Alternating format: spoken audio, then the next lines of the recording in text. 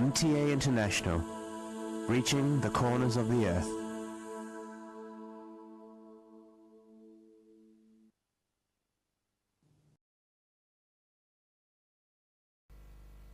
صلی علی رسولنا صلی علی محمد صلی علی نبینا صلی علی محمد صلی علی کریمنا صلی علی محمد صلی علی حبیبنا صلی علی محمد صلی علی امامنا صلی علی محمد صلی علی نبینا صلی علی محمد صلی علی رسولنا صلی علی محمد صلی علی شفیعنا صلی علی محمد صلی علی کریمنا صلی علی محمد صلی علی حبیبنا صلی علی محمد صلی علی امامنا صلی علی محمد صلی علی رحیمنا صلی علی محمد صلی علی نبینا صلی علی محمد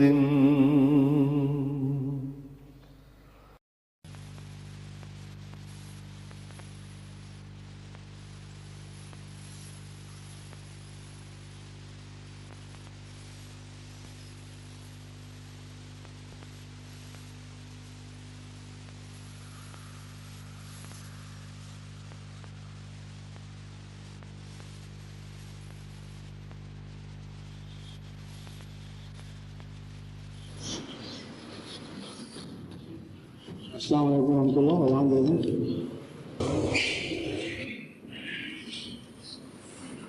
أكبر الله أكبر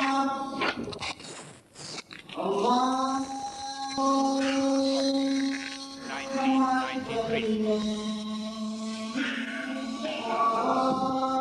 أكبر أشهد أن لا إله إلا الله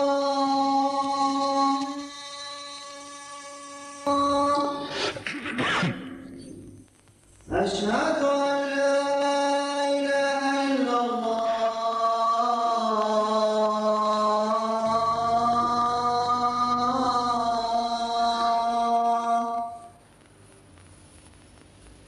أشهد أن محمدا رسول الله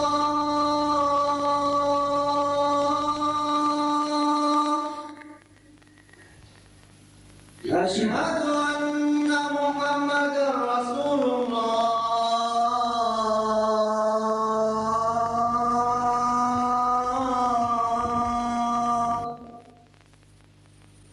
حي على الصلاة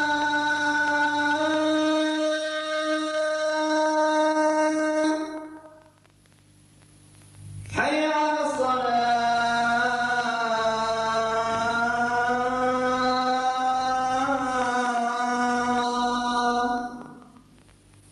حي على الفلاح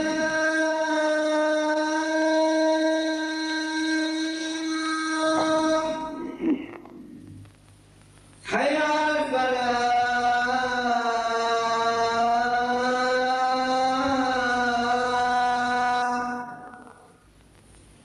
الله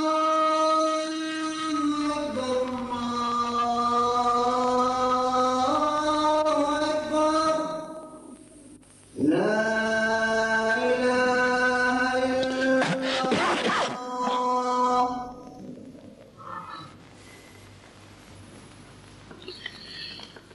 أشهد أن لا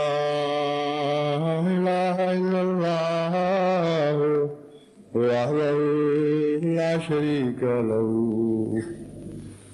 وأشهد أن محمدا عبده ورسوله أما بعد فأعوذ بالله من الشيطان الرجيم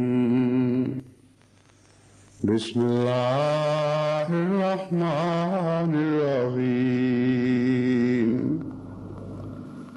الحمد لله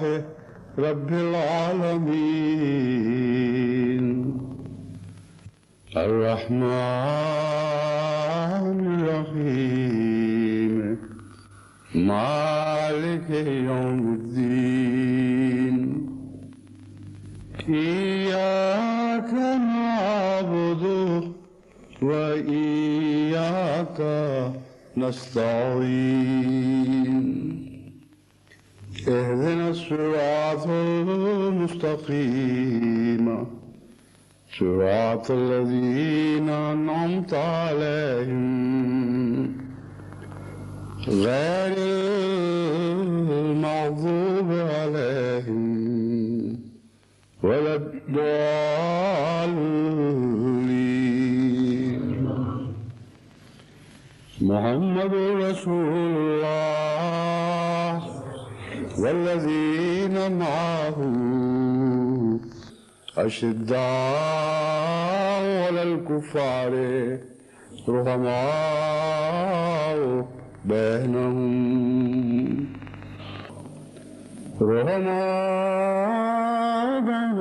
تراهم ركعا سجدا يبتغون فضلا من الله ورضوانا سيماهم في وجوههم من أثر السجود ذلك مثلهم في التوراة ومثلهم في الإنجيل كزرع أخرج شطه فآزره فاستغلظ فاستوى على سوقه يعجب الزراع ليغيظ بهم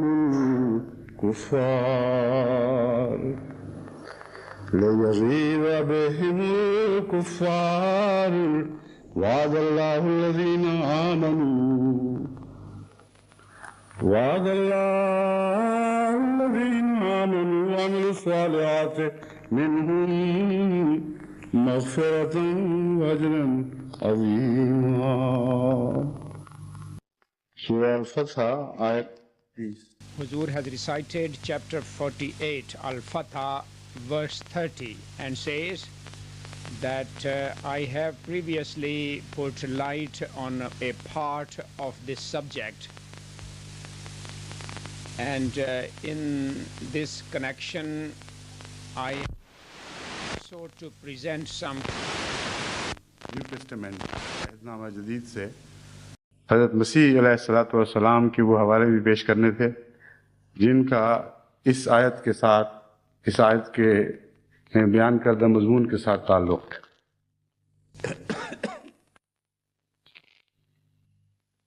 حضرت مسیح موعود علیہ الصلوۃ والسلام نے اس ضمن میں فرمایا ہماری جماعت کی ترقی بھی تدریجی اور کزرن یعنی کھیتی کی طرح ہوگی، اور وہ مقاصد اور مطالب اس بیج کی طرح ہیں،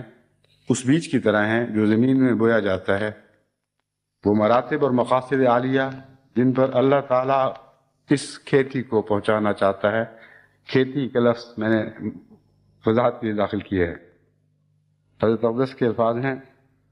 وہ مراتب اور مقاصد عالیہ جن پر اللہ تعالیٰ اس کو پہنچانا چاہتا ہے ابھی بہت دور ہیں، وہ حاصل نہیں ہو سکتے ہیں جب تک وہ خصوصیت پیدا نہ ہو جو اس سلسلے کے قیام سے خدا کا منشا ہے. توحید کے اقرار میں بھی خاص رنگ ہو، تبتل الی اللہ ایک خاص رنگ کا ہو، ذکر الہی میں خاص رنگ ہو، اور حقوق اخوان میں خاص رنگ ہو. یہ چار عنوانات حضرت اقدس مسیح موعود علیہ الصلوۃ والسلام نے قائم فرمائے ہیں جن کا تعلق مسیحی صفات سے بھی ہے اور حضرت اقدس محمد مصطفیٰ صلی اللہ علیہ وآلہ وسلم کی ان صفات حسنہ سے بھی ہے جن کا آیت میں ذکر فرمایا گیا ہے. اور یہ صفات جو مسیح سے تعلق رکھتی ہیں، جب حضرت اقدس محمد رسول اللہ صلی اللہ علیہ وآلہ وسلم کی ذات میں اور ان لوگوں میں جلوہ گر ہوتی ہیں جو معہو کے تابع ہیں، یعنی آپ کے ساتھ تھے، تو ایک نئی شان کے ساتھ اس جلوے میں حیرت انگیز چمک اور دائمی روشنی پیدا ہو جاتی ہے. یوں معلوم ہوتا ہے کہ بالکل نیا جلوہ ظاہر ہوا ہے، اگرچہ صفات وہی ہیں جو پہلے بھی ظاہر ہو چکی ہیں. اس تعلق میں قرآن کریم نے بھی ان باتوں کا ذکر فرمایا ہے جن کا مسیح نے ذکر فرمایا، اور جہاں ذکر فرمایا وہاں ایک حیرت انگیز طور پر بڑھتے ہوئے جلوے کا بھی ذکر فرما دیا. اس لیے یہ کوئی فرضی بات نہیں، محض اس ذات کی تعریف میں ایک انسان کے کلمات نہیں جس سے محبت ہو، بلکہ اللہ تعالیٰ نے واقعتاً اسی رنگ میں اس مضمون کو قرآن کریم میں چھیڑا ہے. جہاں جہاں مسیح نے ان صفات کا ذکر فرمایا ہے ان کے مقابل پر قرآن کریم نے بھی ان کا ذکر فرمایا، اور واضح طور پر موازنے سے معلوم ہوتا ہے کہ بالکل نئی شان کے ساتھ ان صفات کو چھیڑا گیا ہے اور نئے مضمون کو داخل کر کے ان کو بیان فرمایا گیا ہے. یہ چونکہ مضمون ایسا ہے جس کا گہرا تعلق جماعت احمدیہ سے ہے اور ان مقاصد سے ہے جن کے متعلق حضرت مسیح موعود علیہ السلام نے فرمایا کہ ابھی ان تک پہنچنا دور ہے. حالانکہ حضرت اقدس مسیح موعود علیہ السلام کے زمانے میں جو صحابہ کی جماعت پیدا ہوئی اس میں سب سے زیادہ شان کے ساتھ یہ مقاصد ظاہر ہوئے تھے. پھر آپ نے یہ کیوں فرمایا کہ ان مقاصد تک پہنچنا ابھی دور ہے؟ اس سے مراد وہ دراصل وہ لمبا جد و جہد کا زمانہ ہے جس میں سے گزر کر احمدیت نے ان مقاصد کو عالمی بنا دینا تھا،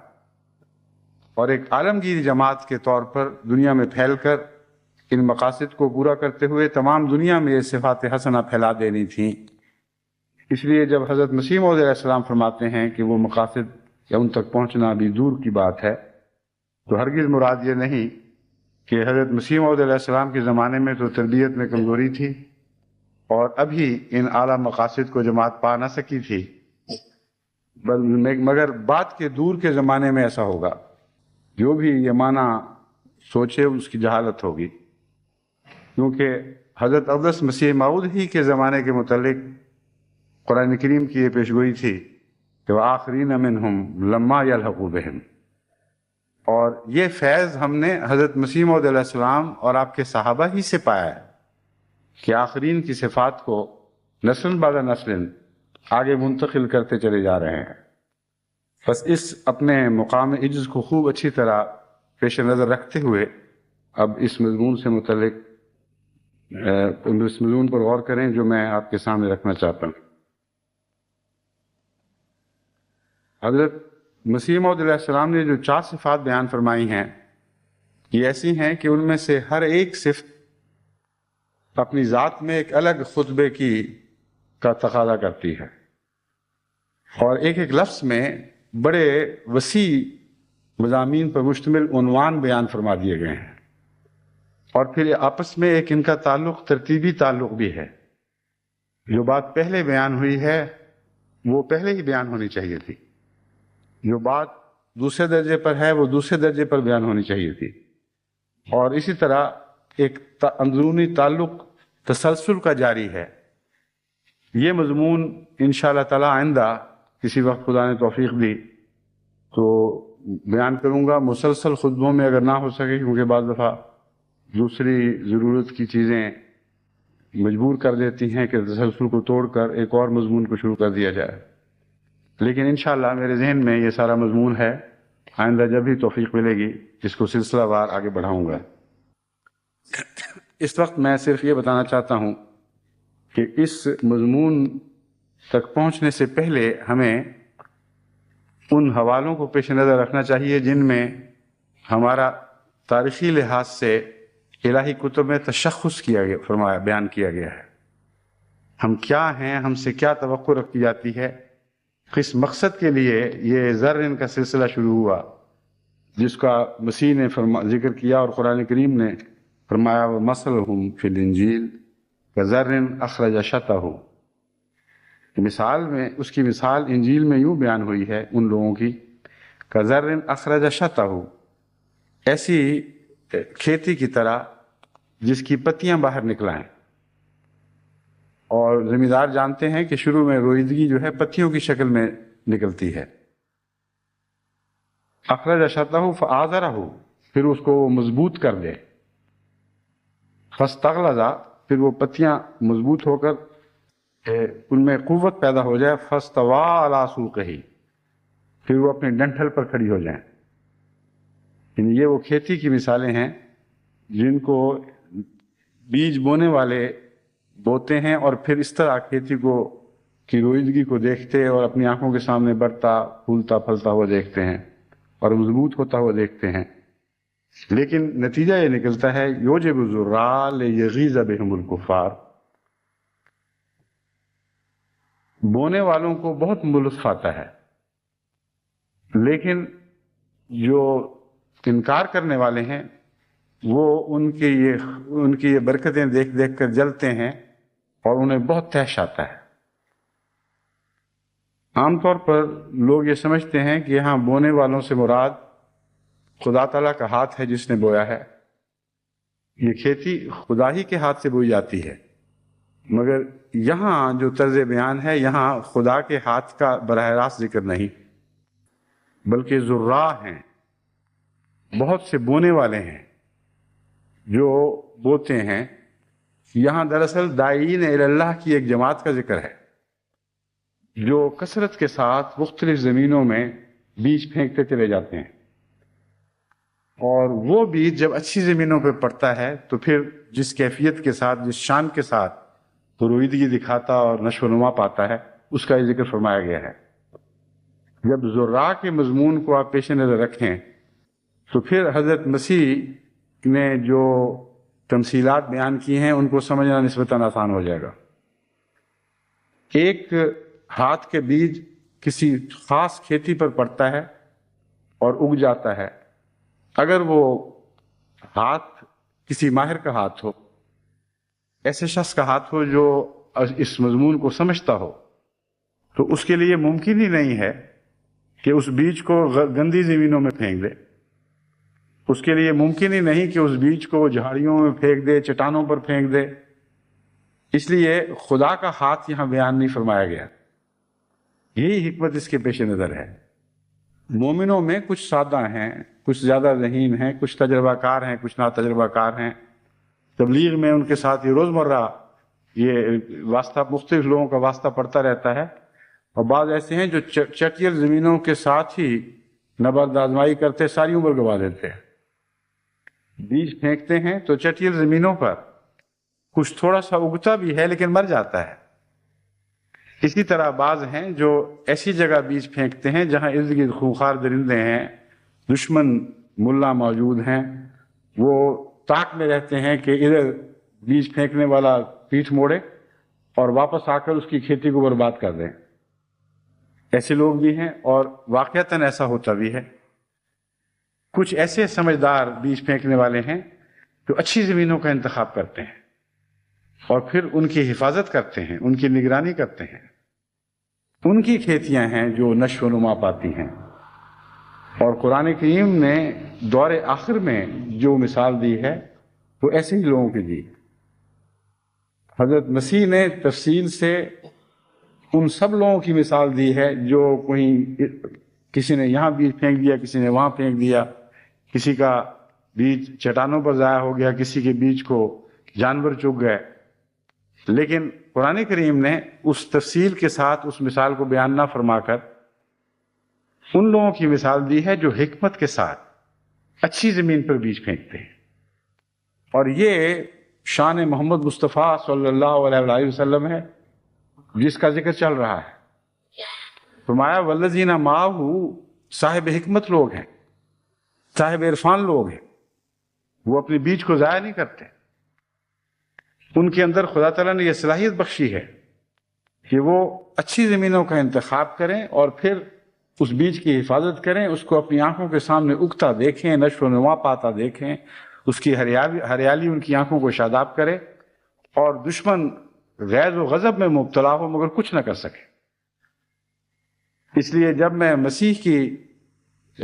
تمثیلوں کے ساتھ قرآن کریم کی تمثیلات کا موازنہ کرتا ہوں تو بالکل کھلم کھلا بدیہی بات ہے کہ قرآن کریم نے اس مضمون کو بہت زیادہ آگے بڑھا دیا ہے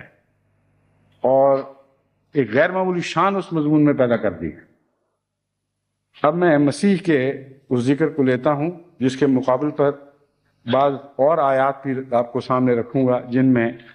وہی مضمون ایک اور شان کے ساتھ قرآن کریم نے بیان فرمایا ہے۔ کیونکہ مسیح کا تعلق دور اخروی سے ہے، قرآن کریم سے بھی ثابت ہے اور احادیث سے بھی ثابت ہے کہ حضرت اقدس محمد رسول اللہ صلی اللہ علیہ وآلہ وسلم کے دور آخر پر آپ کے جس غلام نے ظاہر ہونا ہے اس کو شان مسیحی عطا ہوگی، اس کو مسیح کا نام دیا گیا ہے۔ اس لیے ان تمثیلات کے ساتھ ہمارا تعلق ضرور ہے، اور وہ تمثیلات ہمیں متنبع کرنے والی ہیں کہ دیکھو تم پہلے مسیح کے دور پر ٹھہر نہ جانا، تمہاری مثال اس سے ملتی ہے مگر تمہاری شان اس سے بڑھ کر ہونی چاہیے، کیونکہ تم مسیح موسوی نہیں، موسوی کے غلام نہیں، مسیح محمدی کے غلام۔ بس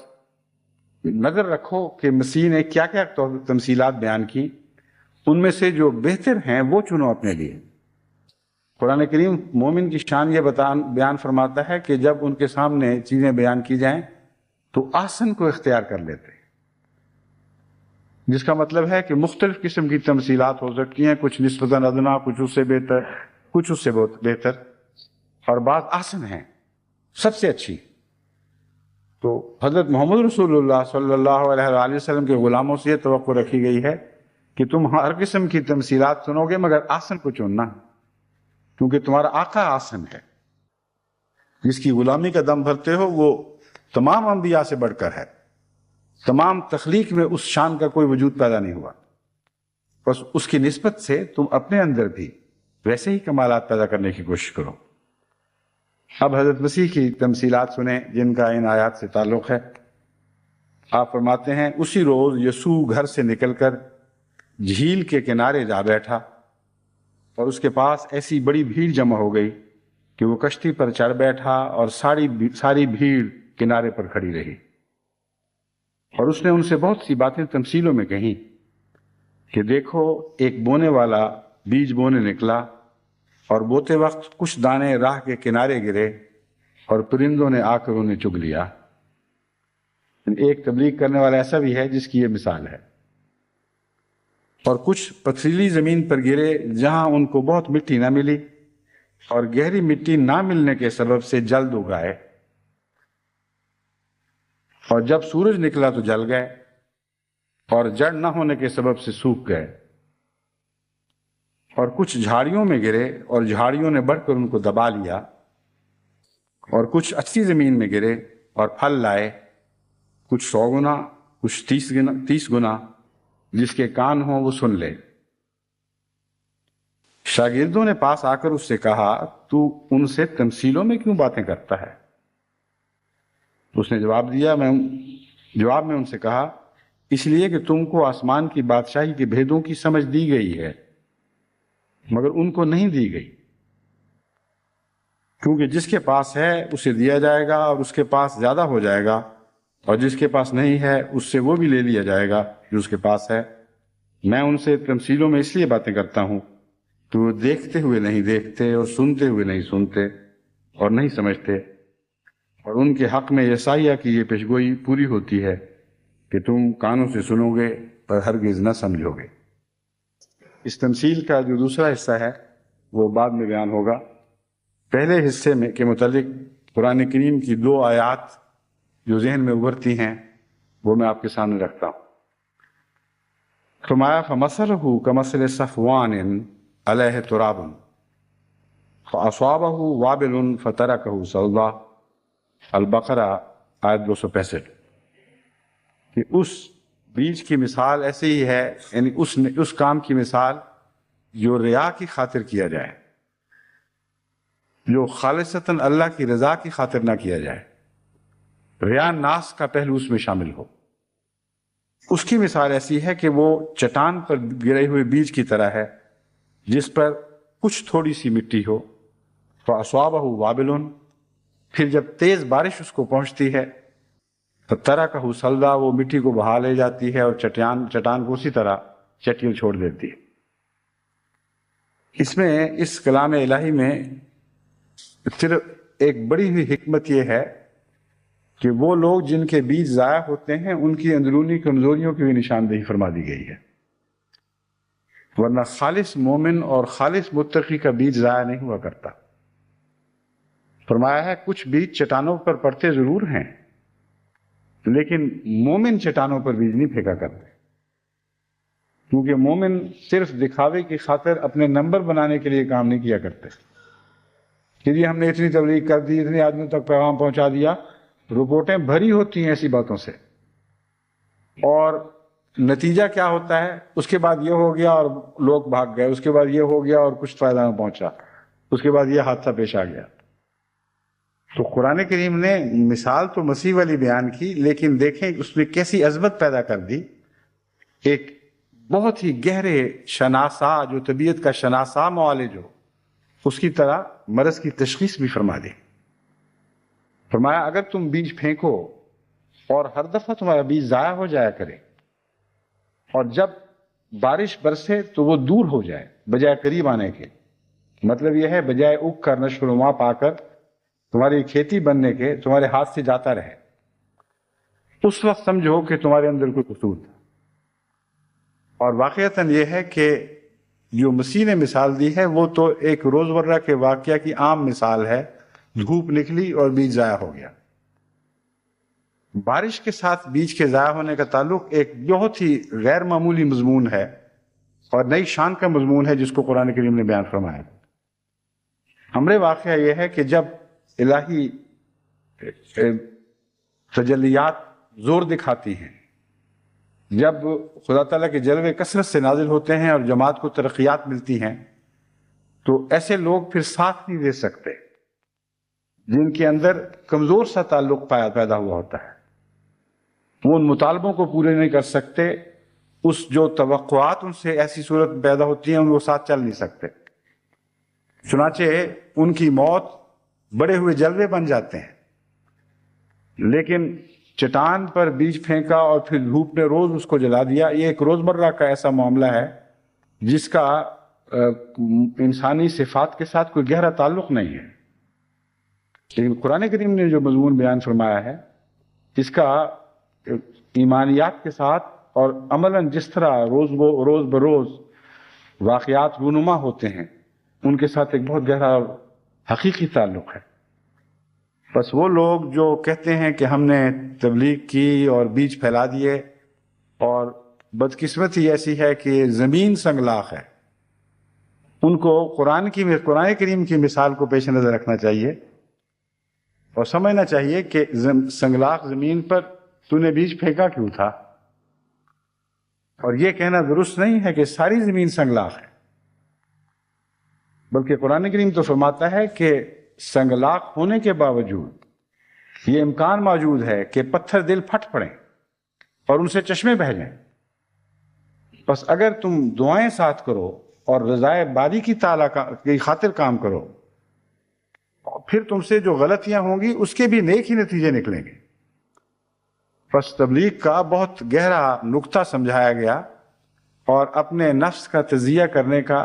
ایک طریق ہمیں سکھلا دیا. اللہ تعالیٰ جماعت احمدیہ کو اس سے استفادے کی توفیق عطا فرمائے. پھر مسیح نے اس بیج کی مثال دی جو نشو و نما پاتا ہے، اور اللہ تعالیٰ نے اس کو برکت دینے کے جو وعدے مسیح سے کیے تھے ان کا ذکر فرمایا ہے. اس کے مقابل پر کچھ وعدے حضرت محمد مصطفیٰ صلی اللہ علیہ وآلہ وسلم سے بھی کیے گئے اور ان کی نشو و نما کا بھی ذکر کیا گیا. اب دیکھیں ان دونوں میں کتنا فرق ہے. مسیح کہتے ہیں کچھ اچھی زمین پر گرے اور پھل لائے، کچھ 100 گنا، کچھ 60 گنا، کچھ 30 گنا. جس کے کان ہوں وہ سن لے. قرآن کریم فرماتا ہے وَمَثَلُ الَّذِينَ يُنْفِقُونَ أَمْوَالَهُمْ فِي سَبِيلِ اللَّهِ كَمَثَلِ حَبَّةٍ أَنبَتَتْ 7 سَنَابِلَ فِي كُلِّ سُنبُلَةٍ 100 حَبَّةٍ وَاللَّهُ يُضَاعِفُ لِمَن يَشَاءُ وَاللَّهُ وَاسِعٌ عَلِيمٌ. کیا محمد مصطفیٰ کے غلاموں تمہیں خوشخبری ہو، تمہاری مثال مسیح کے بیج پھینکنے والی جیسی مثال نہیں ہے جس کو زیادہ سے زیادہ 100 گنا پھل لگنا تھا، اس سے نیچے اتر کر 60 گنا یا پھر اس سے بھی کم. فرمایا تم محمد مصطفیٰ صلی اللہ علیہ وآلہ وسلم کے غلام ہو، اور محمد کی برکت سے صلی اللہ علیہ وآلہ وسلم تم سے یہ وعدہ ہے کہ حبۃ انبتت 7 سنابل، تمہاری مثال ایک ایسے بیج کی طرح ہوگی جس میں 7 کونپلیں پھوٹیں، 7 شاخیں نکلیں. سنبل بالی کو کہتے ہیں. 7 بالیاں نکلیں، فی کل سنبلۃ 100 حبہ، اور ہر بالی میں 100 دانے لگے. کہاں یہ کہ زیادہ سے زیادہ 100 حضرت محمد رسول اللہ صلی اللہ علیہ وآلہ وسلم اور آپ کے ساتھیوں سے یہ وعدہ ہے، تم سے ہمارا وعدہ ہے کہ تمہارا بیج اگر تم پھینکو گے ایسی جگہ جہاں جو زرخیز ہو اور تقویٰ کے ساتھ پھینکو گے تو تمہاری خود مثال ایک بیج کی سی ہو جائے گی جو نشو و نما پاتے ہوئے ایسی نشو و نما پاتا ہے کہ اس میں 7 بالیاں ایک ایک دانے سے نکلتی ہیں اور ہر بالی میں 100 دانے لگتے ہیں، یعنی 700 گنا زیادہ. لیکن یہ بھی تو ایک محدود وعدہ ہے،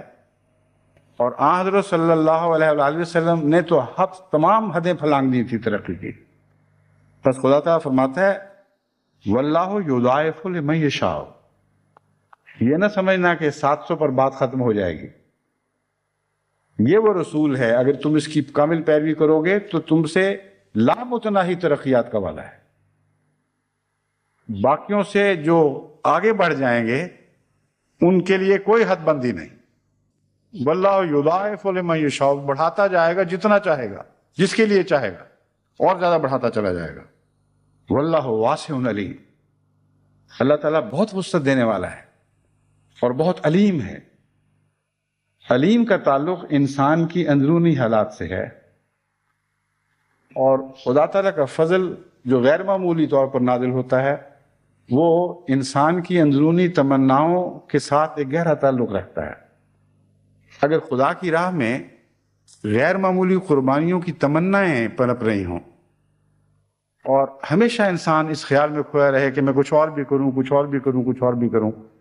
لیکن انسانی توفیق محدود ہو اور وہ ان تمناؤں کو پورا نہ کر سکے، تو اس سے آگے پھر فضل الہی کے ساتھ اس مضمون کا تعلق پیدا ہو جاتا ہے کہ جتنا وہ کماتا ہے اس سے زیادہ خدا دیتا ہے۔ جیسا کہ گناہوں کے متعلق بھی گناہ گار کہتے ہیں ناکردہ گناہوں کی بھی حسرت کی ملے داد، کہ اے خدا جو گناہ ہم نہیں کر سکے ان کی حسرت ہی کی داد دے دے۔ خدا تعالیٰ ان نیکیوں کی داد دیتا ہے جو انسان نہیں کر سکتا، اور اس کا دل سے تعلق ہے۔ تو فرمایا ہے کہ واسع تو وہ ہے لیکن علیم بھی ہے۔ اگر تمہارے دل میں لامتناہی خدمت کی تمنائیں ہیں اور توفیق نہیں ہے تو خدا تم سے وعدہ کرتا ہے کہ جس کے تم غلام ہو اس کی برکت سے، اس کی محبت کے نتیجہ میں اللہ تعالیٰ تمہیں لامحدود عطا کرے گا۔ تمہارے ساتھ 100 یا 200 یا 400 یا 700 دانوں کا وعدہ نہیں ہوگا، بلکہ لامتناہی ترقیات ہوں گی۔ پھر آگے یسائیہ کی پیشگوئی شروع ہوتی ہے۔ حضرت مسیح نے اس کا حوالہ دیا اور فرمایا کہ آج ہم جس دور میں سے گزر رہے ہیں یہ وہی دور ہے جس پر یسائیہ کی پیشگوئی صادق آتی ہے۔ اور وہ پیشگوئی کیا تھی؟ تم کانوں سے سنو گے پر ہرگز نہ سمجھو گے، اور آنکھوں سے دیکھو گے پر ہرگز نہ معلوم نہ کرو گے، کیونکہ اس امت کے دل پر چربی چھا گئی اور وہ کانوں سے اونچا سنتے ہیں اور انہوں نے اپنی آنکھیں بند کر لی ہیں، تا ایسا نہ ہو کہ آنکھوں سے معلوم کریں اور کانوں سے سنیں اور رجوع لائیں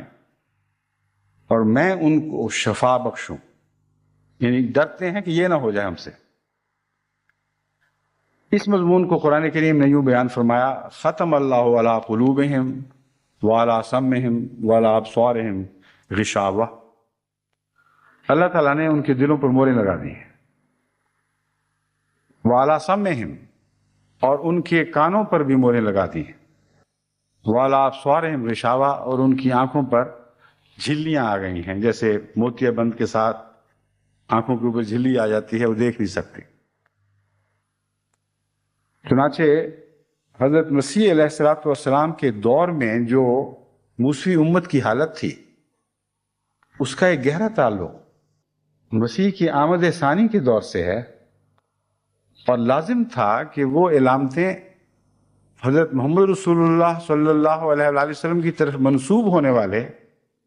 ان لوگوں میں پائی جاتی جو اپنی بیماریوں کی وجہ سے ایک مسیحی نفس کا تقاضا کر رہے تھے۔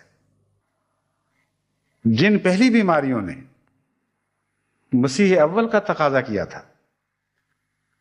اور مسیح نے ان کو شفا بخشی تھی، ان لوگوں کو جنہوں نے اسے قبول کیا، لازم تھا کہ یہ بیماریاں جب دوبارہ سر اٹھائیں تو وہی آزمودہ نسخہ دوبارہ آسمان سے اتارا جائے۔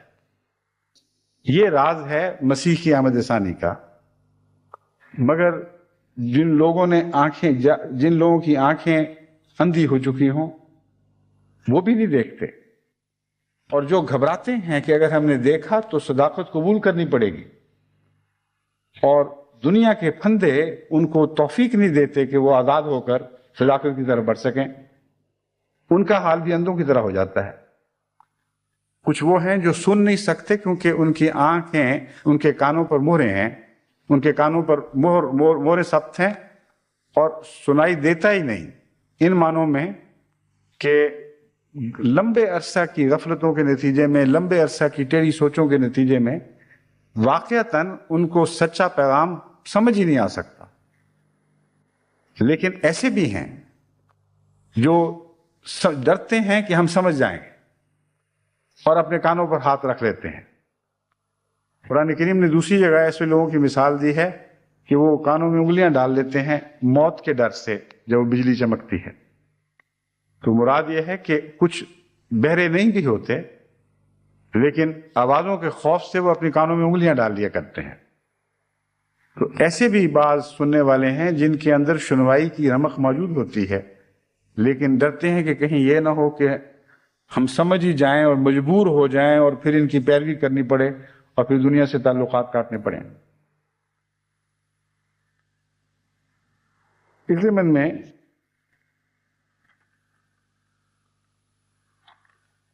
آخری فقرہ یہ بیان فرمایا گیا ہے دل سے سمجھیں اور رجوع لائیں۔ یہ فقرے شروع ہوتے ہیں تا ایسا نہ ہو کہ آنکھوں سے معلوم کریں۔ یہ ان لوگوں کا ذکر ہے۔ پہلے وہ لوگ ہیں جن کا ذکر ختم اللہ کے تابع ہے، وہ تو لمبی بد کرداریوں کی وجہ سے سننے سے ہی محروم رہ گئے، دیکھنے سے محروم، ان کے دل غافل ہو چکے ہیں، ان کو کچھ سمجھ نہیں آ سکتا۔ ہم علی قلوبہم اقفالھا، قرآن کریم نے دوسری جگہ اس مضمون کو یوں بیان فرمایا کہ گویا ان کے دلوں پر تالے پڑ گئے ہیں۔ تالے پڑ گئے ہیں تو اندر کوئی چیز جاتی ہی نہیں، مگر کچھ اور بھی ہیں جہاں چیزیں آتی جاتی ہیں، تالے نہیں پڑے ہوئے، مگر اچھی چیزوں کے لیے وہ تالے لگا لیتے ہیں اور بری چیزوں کے لیے کھول دیتے ہیں۔ ان کا ذکر مسیح فرماتے ہیں وہ آنکھیں بند کر لی ہیں تا ایسا نہ ہو کہ آنکھوں سے معلوم کریں اور کانوں سے سنیں اور دل سے سمجھیں اور رجوع لائیں اور میں ان کو شفا بخشوں۔ لیکن مبارک ہیں تمہاری آنکھیں اس لیے کہ وہ دیکھتی ہیں اور تمہارے کان اس لیے کہ وہ سنتے ہیں، کیونکہ میں تم سے سچ کہتا ہوں کہ بہت سے نبیوں اور راست بازوں کو آرزو تھی کہ جو کچھ تم دیکھتے ہو دیکھیں مگر نہ دیکھا۔ یہ وہ کلمات ہیں مسیح کے جو بڑی شان کے ساتھ حضرت اقدس محمد مصطفیٰ صلی اللہ علیہ وسلم کے دور آخر پر صادق آتے ہیں۔ اور اس میں جماعت احمدیہ خصوصیت سے مخاطب،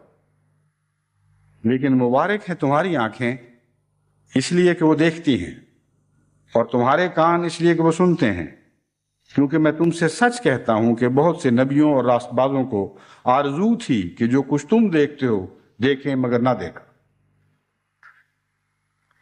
حضرت مسیح موعود علیہ السلام کا ایک شعر ہے،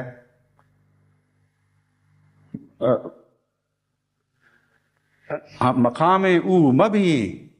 از راہ تحقیر بے دورانش رسولہ ناز کر، کہ اس مسیح کا یعنی مسیح علیہ السلام کے مقام کو تحقیر کی نظر سے نہ دیکھو، بدورانش رسولہ ناز کردن، اس کے دور پر تو رسول ناز کرتے تھے۔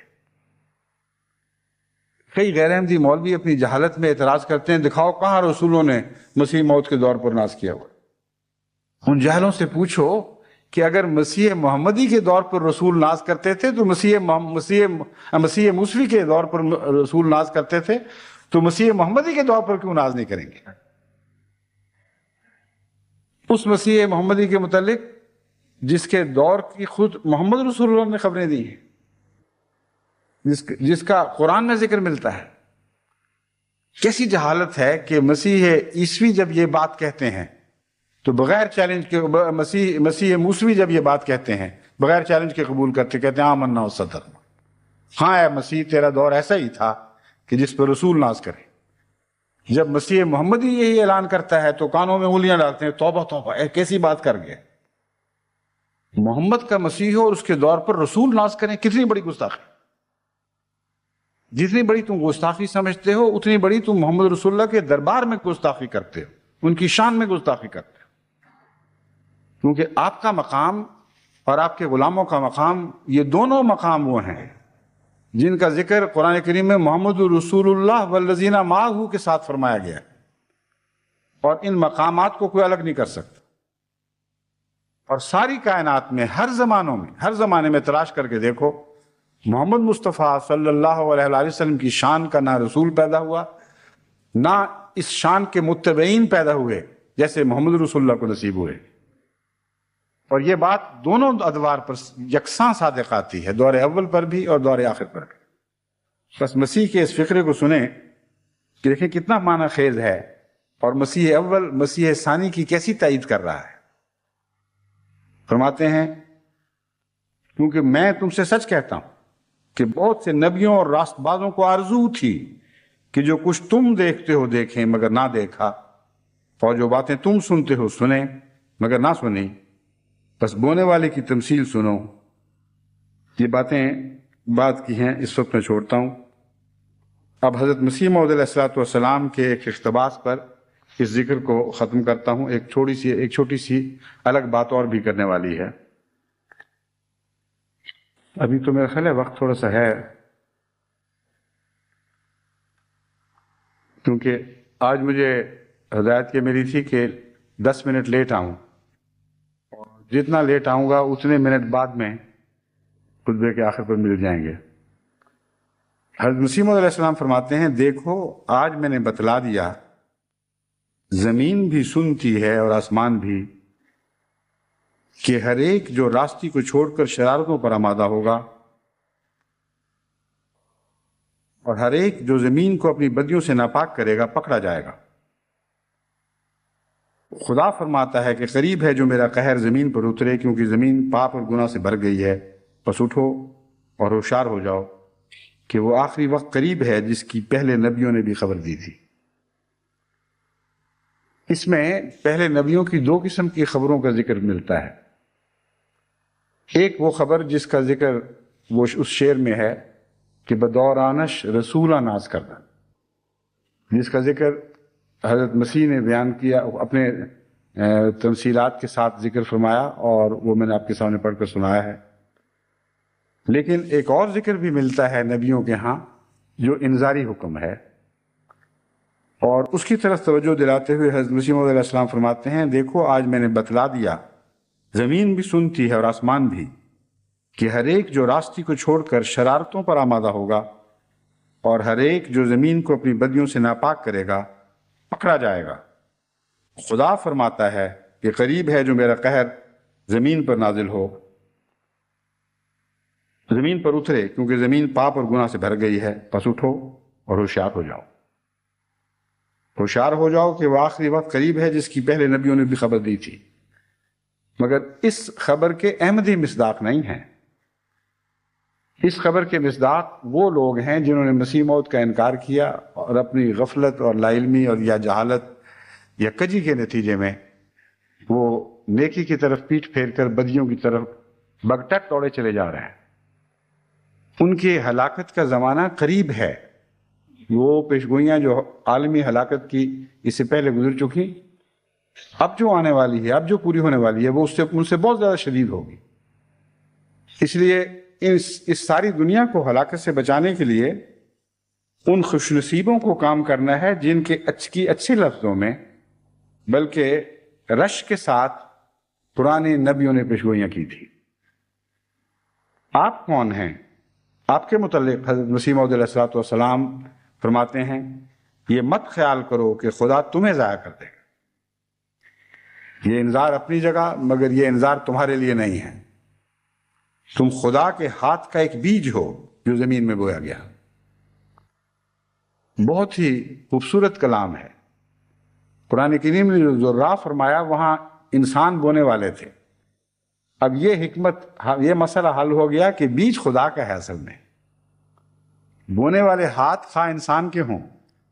لیکن جو بیج ہے یہ خدا کا ہے۔ بس مسیح موعود علیہ السلام فرماتے ہیں تم خدا کے ہاتھ کا ایک بیج ہو جو زمین میں بویا گیا۔ خدا فرماتا ہے کہ یہ بیج بڑھے گا اور پھولے گا، اور ہر ایک طرف سے اس کی شاخیں نکلیں گی اور ایک بڑا درخت ہو جائے گا۔ بس مبارک وہ جو خدا کی بات پر ایمان رکھے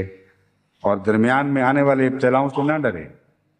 کیونکہ ابتلاؤں کا آنا بھی ضروری ہے تاکہ خدا تمہاری آزمائش کرے کہ کون اپنے دعوی بیعت میں صادق اور کون کاذب ہے۔ بس مبارک وہ جو خدا کی بات پر ایمان رکھے اور درمیان میں آنے والے ابتلاؤں سے نہ ڈرے، کیونکہ ابتلاؤں کا آنا بھی ضروری ہے تا خدا تمہاری آزمائش کرے کہ کون اپنے دعوی بیعت میں صادق اور کون کاذب ہے۔ یہ جو ابتلا آتے ہیں ان کے ساتھ کچھ خشک پتے جھڑ جاتے ہیں، کچھ خشک ٹہنیاں ٹوٹ جاتی ہیں اور جلائی جاتی ہیں، لیکن جو کچھ بچتا ہے وہ مزید نشو و نما پاتا ہے اور حیرت انگیز طریق پر پھولتا اور پھلتا اور پھیلتا چلا جاتا ہے۔ بس بدنصیب ہیں وہ جو دور ابتلا میں گر جائیں اور بہار کا زمانہ نہ دیکھیں۔ فرماتے ہیں وہ جو کسی ابتلا سے لغزش کھائے گا وہ کچھ بھی خدا کا نقصان نہیں کرے گا اور بدبختی اس کو جہنم تک پہنچائے گی۔ اگر وہ پیدا نہ ہوتا تو اس کے لیے اچھا ہوتا، مگر وہ سب لوگ جو اخیر تک صبر کریں گے، اور اس میں اللہ تعالیٰ کے فضل سے دنیا بھر کی جماعتیں شامل ہیں جنہوں نے گزشتہ دور ابتلا میں لمبے صبر کے نمونے دکھائے، کچھ براہ راست تکلیفوں میں مبتلا کیے گئے، کچھ اپنے پیاروں کی تکلیفوں میں مبتلا ہوئے، ان سب کے لیے خوشخبری ہے۔ فرماتے ہیں مگر وہ سب لوگ جو اخیر تک صبر کریں گے اور ان پر مصائب کے زلزلے آئیں گے اور حوادث کی آندیاں چلیں گی اور قومیں ہنسی اور ٹھٹھا کریں گی اور دنیا ان سے سخت کراہت کے ساتھ پیش آئے گی، وہ آخر فتح یاب ہوں گے اور برکتوں کے دروازے ان پر کھولے جائیں گے۔ الوصیت، یہ وہ دوسرا دور ہے جس میں خدا تعالیٰ کے فضل سے جماعت احمدیہ داخل ہو چکی ہے۔ اگرچہ برکتوں کے دروازے جماعت احمدیہ پر اس عرصے میں کبھی بھی بند نہیں ہوئے، لیکن جس تیزی کے ساتھ برکتوں کے نئے نئے ابواب کھل رہے ہیں، یوں معلوم ہوتا ہے کہ آسمان سے پہ ہر روز نئے دروازے برکتوں کے نزول کے لیے کھلے جا رہے ہیں اور ڈھیروں برکتیں پھینکی جا رہی ہیں۔ یہ وہ دور ہے جس میں بعض دفعہ یوں لگتا ہے کہ برکتیں سنبھالی نہیں جائیں گی۔ وہ لوگ جو باغوں کا تجربہ رکھتے ہیں ان کو پتہ ہے کہ ایک زمانہ ہوتا ہے کہ انتظار ہی ہو رہا ہے، کھٹے پھل، اور کبھی وہ بھی کھٹا پھل بھی ہاتھ آ جائے تو انسان اس کو دیکھ داکھ کے چکھ کر کچھ لطف اٹھاتا ہے اور انتظار کرتا ہے کہ ٹپکا لگے، کبھی کوئی پکا ہوا پھل بھی میسر آ جائے۔ پھر وہ دور آتا ہے کہ پھل پکنے شروع ہو جاتے ہیں، پھر اس طرح پکتے ہیں کہ سنبھالے نہیں جاتے، زمینداروں سے، باغبانوں سے بھی سنبھالے نہیں جاتے، اور وہ جو پہلے ایک ایک پھل کی حفاظت کر رہا ہوتا تھا وہ زمیندار بعض دفعہ دعوت عام دے دیتا ہے کہ آؤ جو توڑ سکتا ہے توڑے اور کھائے۔ تو خدا کی برکتیں اس طرح نازل ہوا کرتی ہیں، اور میں یہ سمجھ رہا ہوں اور بلکہ دیکھ رہا ہوں کہ احمدیت کے لیے وہ زمانہ سامنے آ کھڑا ہوا ہے۔ اس تیزی کے ساتھ اب آسمان سے پھل گریں گے کہ ان کے سنبھالنے کی فکر کریں۔ اب فصلیں کاشت کرنے سے زیادہ فصلیں سنبھالنے کا وقت آپ کھڑا ہے، کیونکہ پھل پک چکے ہیں، اور انشاءاللہ بہت ساری دنیا ان برکتوں کی گواہ ہوگی۔ حضرت مسیح موعود علیہ الصلوۃ والسلام کا ایک الہام ہے جس کے ضمن میں پہلے ایک تمہید آپ کے سامنے رکھنی چاہتا ہوں۔ آپ میں سے اکثر کو یاد نہیں ہوگا، جیسا مجھے بھی یاد نہیں تھا، کہ اللہ تعالیٰ نے مجھے جمعرات کو منصب خلافت پر فائز فرمایا، اور وہ جون کی 10 تاریخ تھی، اور اگلے دن 11 تاریخ کو جمعہ تھا۔ کل امام صاحب نے نماز پر آتے ہوئے مجھے کہا مبارک ہو، میں نے کہا کس بات کی، مجھے تو خیال بھی نہیں تھا کوئی خاص، میں نے کہا شاید کوئی اچھی خبر باہر سے آئی ہے۔ انہوں نے کہا آپ کی خلافت کے 11 سال پورے ہو گئے اور 12واں شروع ہو رہا ہے۔ تو اس پر سوچتے ہوئے میرا ذہن ایک اور الہام کی طرف بھی منتقل ہو گیا، اور وہ ہے بعد 11 انشاءاللہ۔ ابھی پرسوں اس الہام کی بات ہمارے گھر چل رہی تھی، تو میں نے کہا شاید خدا کے ہاں یہ مقدر ہو کہ ہماری ہجرت کے 11 سال ہوں، اور 11 سال کے بعد ہم واپس وطن چلے جائیں۔ تو جب امام صاحب نے کہا کہ آپ کے خلافت کے 11 سال پورے ہو گئے اور 12ویں میں داخل ہو گئے ہیں، تو میں نے کہا مجھے تو پھر خدا پہ حسن ظنی کرتے ہوئے یہ کہنا چاہیے کہ اس الہام کے اس رنگ میں بھی پورا ہونے کے دن آ گئے ہیں۔ کہ خلافت رابعہ کے 11 سال کے بعد انشاءاللہ کچھ ہوگا ضرور. وہ کیا ہوگا اس کا تعلق دراصل حضرت مسیح موعود علیہ السلام کی صداقت کے ساتھ ہے. چنانچہ حضرت مسیح موعود علیہ السلام نے اگرچہ اس الہام کو بابو الہی بخش کی موت پر بھی لگایا ہے، لیکن جہاں عموماً ذکر ملتا ہے وہاں بنیادی بات یہ بیان فرمائی ہے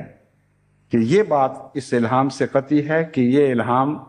میری صداقت کے اظہار کے لیے ظاہر ہوگا اور بڑی شان کے ساتھ ہوگا. حضرت مسلم موعود نے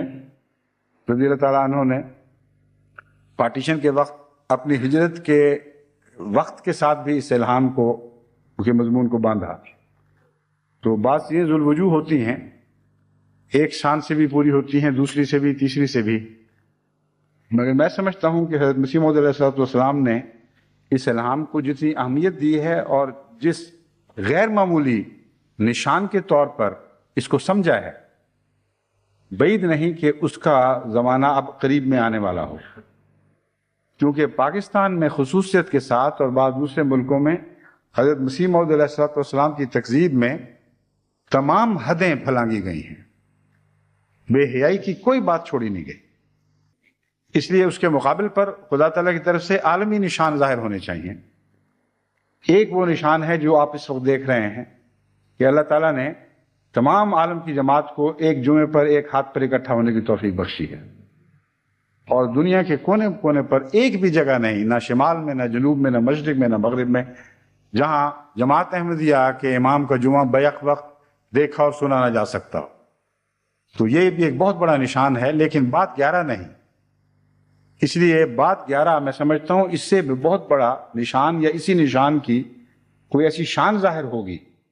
جس سے اللہ تعالیٰ کے فضل سے حضرت مسیح موعود علیہ السلام کی تصدیق کے لیے قوموں کے دل تیار ہوں گے. اور یہ جو یبوست کا دور ہے، نحوست سی چھائی ہوئی ہے، یہ دور انشاءاللہ دور بہار میں بدل جائے گا.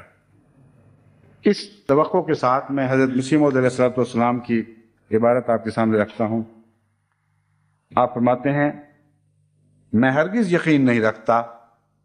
کہ میں اس وقت سے پہلے مروں جب تک کہ میرا قادر خدا ان جھوٹے الزاموں سے مجھے بری ثابت نہ کرے. یہ ایک دور وہ ہے جو حضرت مسیح موعود علیہ السلام کے وصال سے پہلے بہت سے نشانات کی صورت میں ظاہر ہو گیا، اور انہی نشانات میں سے ایک الہی بخش کذاب کی موت کا نشان تھا، جس کا ذکر حضرت مسیح موعود علیہ السلام نے تفصیل سے فرمایا ہے. پھر فرماتے ہیں، اسی کے متعلق قطعی اور یقینی طور پر مجھ کو 11 دسمبر 1900 روز پنجشنبہ کو یہ الہام ہوا، بر مقام فلک شدہ یارب گر امید دہم مدار عجب، بعد 11 انشاءاللہ تعالی. میں نہیں جانتا کہ 11 دن ہیں یا 11 ہفتہ یا 11 مہینے یا 11 سال، مگر بہرحال ایک نشان میری بریت کے لیے اس مدت میں ظاہر ہوگا. جیسا کہ میں نے بیان کیا ہے، ذوالوجوہ ہوتے ہیں بعض الہام. 11 سال کی مدت میں، یعنی کہ 11 سال تک آپ نے فرمایا ایک شان کے ساتھ پورا ہو گیا. اگر یہ اس کی آخری حد ہوتی تو حضرت مسلم موعود، جن کو حضرت مسیح موعود علیہ السلام کا ساری جماعت سے بڑھ کر عرفان تھا، وہ کبھی یہ نہ کہتے کہ میری ہجرت پر بھی یہ الہام لگ گیا. اس لیے تذکرے میں نیچے یہ نوٹ ہے کہ بعض الہام ذوالوجوہ ہوتے ہیں. تو اگر ایک اور معنی میں پورا ہوا ہے تو ایک اور معنی میں پھر بھی پورا ہو سکتا ہے، جس کا بنیادی تعلق مسیح موعود علیہ السلام کی صداقت سے ضرور ہوگا. یہ مضمون ہے جو میں آپ کو سمجھانا چاہتا ہوں، تاکہ آپ کو اس طرف آپ کو اس کے لیے دعا کی طرف توجہ ہو، اور خصوصیت سے دعا کریں کہ بعد 11 کا جو دور شروع ہو رہا ہے اس کو اللہ تعالیٰ کناروں سے کناروں تک برکتوں سے بھر دے. فرماتے ہیں، بر مقام فلک شدہ یارب گر امید دہم مدار عجب. خدا تعالیٰ فرماتا ہے کہ تیری دہائی اب آسمان پر پہنچ گئی. اس مضمون کا جماعت احمدیہ کی آج کی دہائی سے بڑا گہرا تعلق. اتنا لمبا عرصہ تکلیفوں کا گزرا ہے پاکستان میں، اتنی تکلیفیں اٹھائی ہیں احمدیوں نے، واقعتاً بعض راتیں احمدیوں کی دعائیاں دیتے گزر گئی اور مسلسل دعائیاں دیتے رہے۔ تو دعائی کا بہت پیارا استعمال ہے، لفظ دعائی جو مسیح موعود علیہ السلام نے استعمال کیا ہے، اس سے بہتر یہ مضمون بیان نہیں ہو سکتا تھا، اور جماعت احمدیہ کے حالات پر یہ بہترین طور پر صادق آتا ہے۔ فرمایا تیری دعائی اب آسمان پر پہنچ گئی ہے، اور اب میں اگر تجھے کوئی امیدوار بشارت دوں تو تعجب مت کر، میری سنت اور محبت کے خلاف نہیں۔ بعد 11 انشاءاللہ فرمایا اس کی تفہیم نہیں ہوئی، ایک دفعہ امید ظاہر فرمائی ہے کہ اس کے یہ معنی ہوں گے، لیکن ساتھ ایک اور دروازہ کھول دیا یہ فرما کر اس کی تفہیم نہیں ہوئی، یعنی جو معنی میں بیان کرتا ہوں میں اپنی امید اور توقع کے مطابق بیان کر رہا ہوں، اللہ تعالیٰ کی طرف سے معین تفہیم نہیں ہوئی۔ پر جب خدا نے دروازہ کھلا چھوڑ دیا ہے تو کیوں نہ ہم یہ توقع رکھیں کہ اس دور میں بھی خدا اس الہام کو اس شان کے ساتھ پورا کرے کہ حضرت مسیح موعود علیہ السلام کی صداقت کے کل عالم میں، چہار دانگ عالم میں ڈنکے بجنے لگیں۔ اللہ کرے کہ ایسا ہی ہو، ہم اپنی کانوں سے ان تصدیق کی آوازوں کو سنیں، اپنے آنکھوں سے اس دور ظفر موج کو دیکھیں، اور ہماری آنکھیں بھی ٹھنڈک پائیں اور دل بھی شاداں ہوں۔ اللہ کرے کہ ایسا ہی ہو اور جلد تر ہو۔ ایک اعلان مختصر یہ ہے کہ ابھی خطبے کے بعد لوگ اپنے ٹیلی ویژن سیٹ بند نہ کریں، کیونکہ آڈیو چینل کی انتظامیہ کی طرف سے آئندہ فریکوینسیز کی تبدیلی سے متعلق ایک بہت ہی ضروری اعلان ہوگا، تو اس کو توجہ سے سن لیں، اور جو ہدایتیں کی جا رہی ہیں ان کو نوٹ کر کے اپنے اپنے ٹیلی ویژن پر تجربے شروع کر دیں، کیونکہ آئندہ ایک ایسا وقت آئے گا، ایک دو خطبات ایسے آئیں گے جب دونوں چینلز کے اوپر، دونوں زاویوں پر خطبات سنے جا سکیں گے۔ 2 آئندہ ایسے خطبات ہیں جن میں ہمیں یہ سہولت دی گئی ہے، تاکہ اس عرصے میں احمدی اپنی نئی چینل کے اوپر اپنے ٹیلی ویژنز کو عادت ڈال دیں، اور اگر بفرض محال جلدی میں نہ ہو سکے تو کم سے کم پرانی پر آ کر وہ خطبے سے محروم نہ رہیں۔ یہ وہ بات ہے جس کے متعلق تفصیل سے آپ کو آڈیو چینل جسوال برادران کی طرف سے رہنمائی کی جائے گی۔